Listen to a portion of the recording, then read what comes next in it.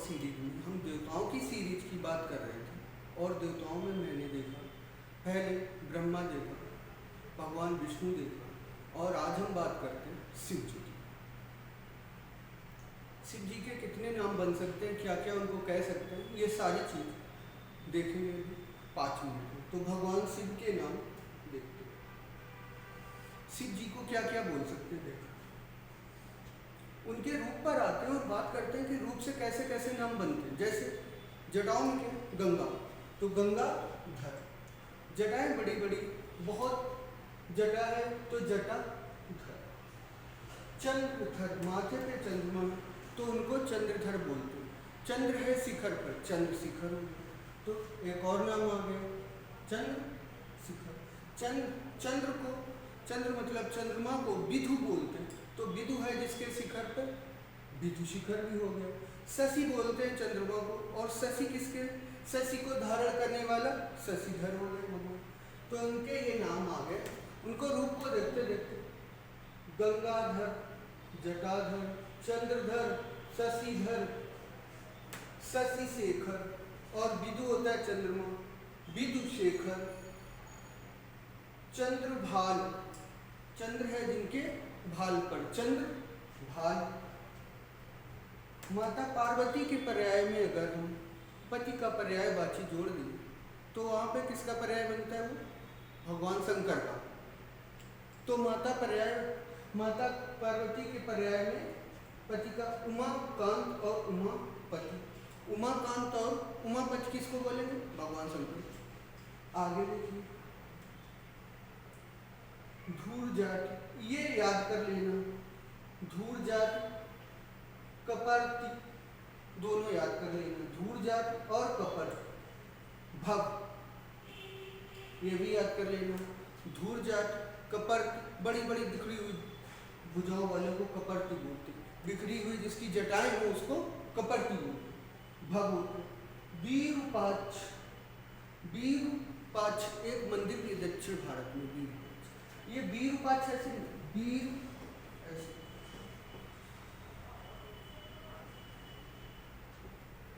Veeru plus अक्ष से मिलके, अक्ष होता है आंख,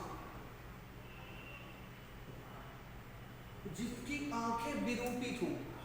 सबकी आंखें कैसी होती है, शिव जी की एक तीसरी आंख कैसी होती है, जिसकी आंख विरूप हो उसको क्या बोलते हैं, वीरूपाक्ष। संधि हो जाएगी और ये क्या हो जाएगा, वीरूपाक्ष,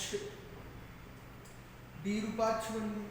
तो दक्षिण भारत में एक मंदिर भी है ललाटाक्ष, ललाटाक्ष, ललाट बोलते हैं माथे, ललाट पे अगर अक्ष जोड़ेंगे, अक्ष मतलब होता है वो, तो ललाटाक्ष बन जाएगा।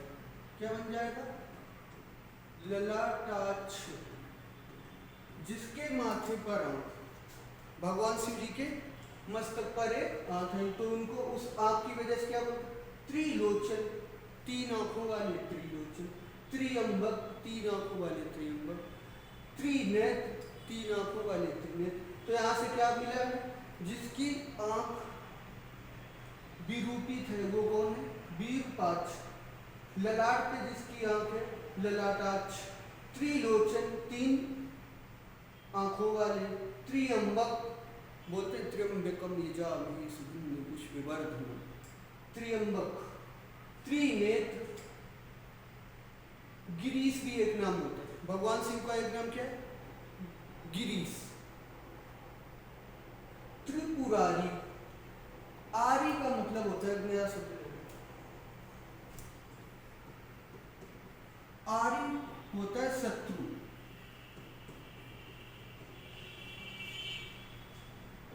अगर त्रिप में आरी जोड़ दिया तो ये क्या बन गया, त्रिपुरारी।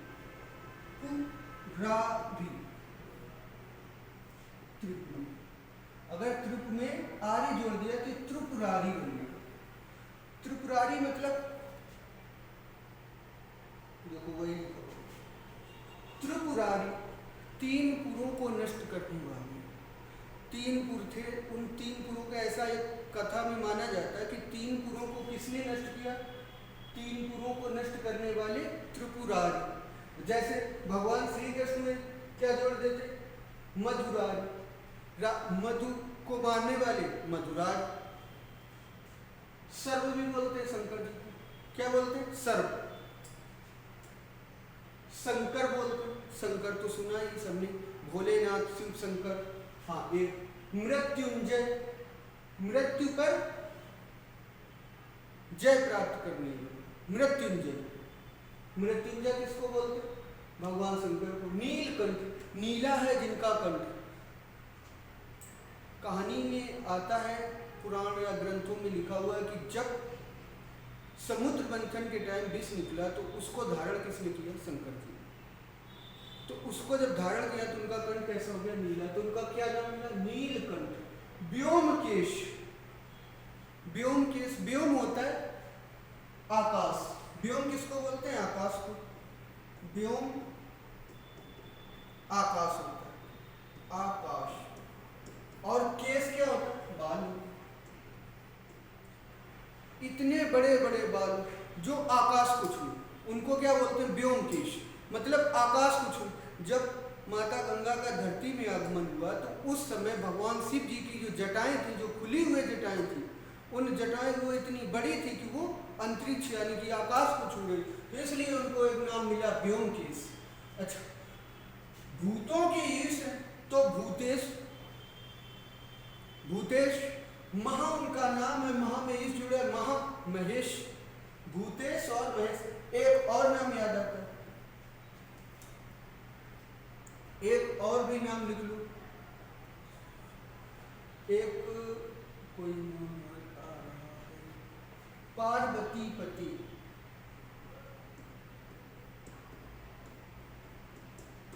पार्वती के पति हैं तो पार्वती पति बोलते हैं, पार्वती पते नमः।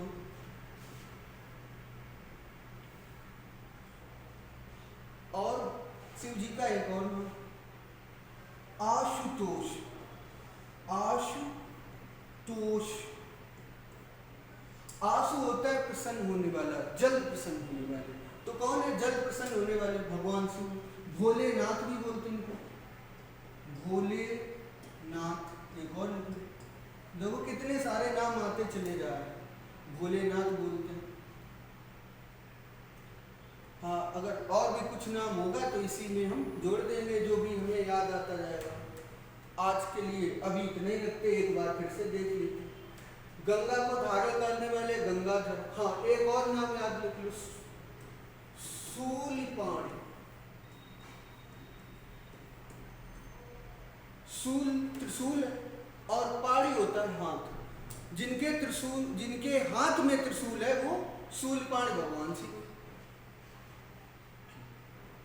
देखो, गंगा को धारण किए, हाथ में क्या है, शूलपाणी। जटा भी है, जटाधर। और एक लिख सकते हैं भुजंगधर, भुजंगधर। भुजंग बोलते हैं सर्प को। धर मतलब होता है धारण करने वाला। सर्प को धारण किए गले में तो भुजंगधर। चंद्रधर, चंद्र को धारण किए। चंद्र का एक पर्याय होता है शशि, शशिधर। शशि शेखर, शेखर पे जिसके शशि है यानी कि चंद्रमा है। और इसी को क्या बोलते हैं, विदु, विदु शेखर बोल दिया। चंद्र है जिसके भाल पे चंद्रभाल हो गया। उमा के कांत है, उमा के पति है, भोलेनाथ है। व्योम के आशुतोष है, अति शीघ्र प्रसन्न होने वाले, इसीलिए भोलेनाथ। अति शीघ्र प्रसन्न होने वाले, इसीलिए भोलेनाथ। विरूपाक्ष है, ललाट। विरूपाक्ष जिनकी आंखें विरूपित हैं, अच्छ आंख, ललाटाक्ष, ललाट पे जिसके आंख है वो ललाटाक्ष है। त्रिलोचन, तीन है जिनके नयन, तीन है जिनके लोचन, त्रिलोचन। त्रि है जिनके नेत्र, त्रिनेत्र, त्र्यंबक। गिरीश, त्रिपुरारी, तीन पुरों का नाश करने वाले त्रिपुरारी हैं। मृत्यु पर जय पाने वाले मृत्युंजय है। सर्प और शंकर के आदि होता है। नीला है कंठ, नीलकंठ है। व्योमकेश, आकाश तक जिनके केस फैले हैं वो व्योमकेश हैं। बस इतने ही नाम। अगर और भी कुछ भूतों के यूज है तो भूतेश है। तो भगवान शिव के इतने नाम, इतने ही नाम एग्जाम के लिए काफी है। अब आगे इसके हम देखेंगे, जैसे हमने तीनों देवताओं के नाम देखे, ऐसे ही तीनों देवियों के नाम देखेंगे। पार्वती, लक्ष्मी और सरस्वती, तीनों के नाम आगे देखेंगे। तब तक के लिए इसको पढ़ते रहिए, देखते रहिए।